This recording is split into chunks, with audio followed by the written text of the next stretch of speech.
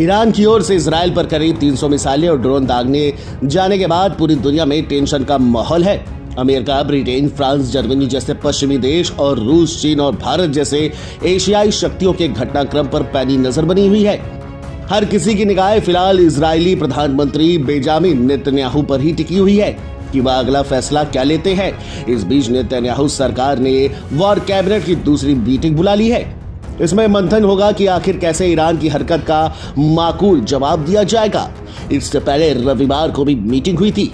इस मीटिंग में यह सहमति बनी थी कि ईरान से बदला लिया जाएगा, लेकिन कैसे लेंगे ये तय नहीं हो सका था।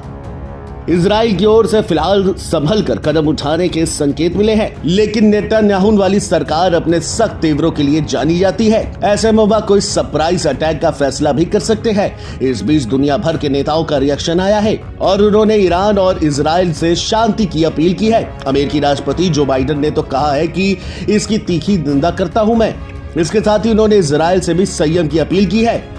खबर तो यह भी है कि बेंजामिन नेतन्याहू तुरंत युद्ध में भी कूदना चाहते थे, लेकिन बाइडेन ने कहा है कि ऐसा करना ठीक नहीं होगा। फिर इजराइल यदि उतरा भी तो अमेरिका सक्रिय तौर पर हिस्सा नहीं लेगा।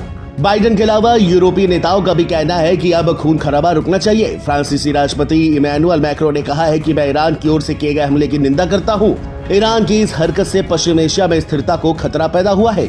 उन्होंने कहा कि फ्रांस अपील करता है कि दोनों देश तनाव से बचे। जर्मनी की विदेश मंत्री एलाना बायबॉक ने भी अपील की है कि शांति बरती जाए।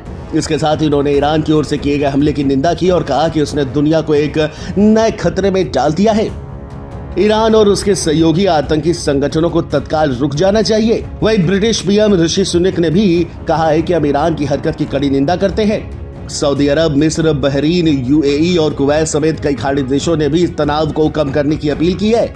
वहीं दक्षिणी अमेरिकी देश कोलंबिया के राष्ट्रपति गुस्तावो पेट्रो ने तो ये साफ कहा है कि ये तीसरे विश्व युद्ध की आहट है। यदि इसे अभी रोका नहीं गया तो ईरान का हमला तीसरे विश्व युद्ध की एक प्रस्ताव को हो सकता है।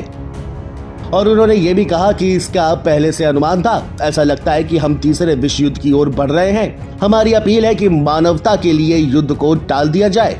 बहरहाल अब सबकी नजरें इजरायली प्रधानमंत्री बेंजामिन नेतन्याहू पर है। अब वो क्या फैसला लेते हैं? क्या जो बाइडेन की सलाह मानेंगे या फिर एक बार इजराइल युद्ध के मैदान में कूदेगा और तीसरे विश्व युद्ध का दरवाजा खोलेगा? Video desk, NBT online.